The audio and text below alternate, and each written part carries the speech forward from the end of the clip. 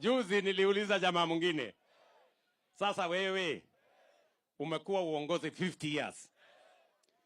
Wewe barabara ya kwenda kwako ni ya vumbi. Umekuwa uongozi 50 years.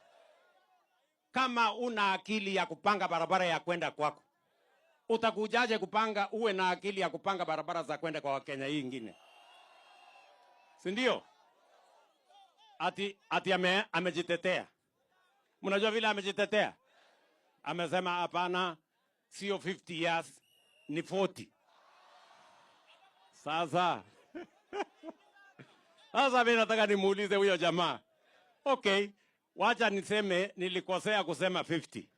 Pengine ni 40. Hiyo umesema. Si ndio? Sasa nikuulize tena. In 40 years haujajenga barabara ya kwenda kwako. Unahitaji miaka ngapi? Kwa sababu 40 inaonekana ni kidogo. Unahitaji miaka 100 ngapi ndio uweze kujenga barabara ya kwenda kwako? Na kama unahitaji miaka 100 na hii ya Wakenya, si utahitaji miaka 1000 ndio uweze kupanga ya kwenda kwa Wakenya wengine? Huyo mtu wako na akili kweli?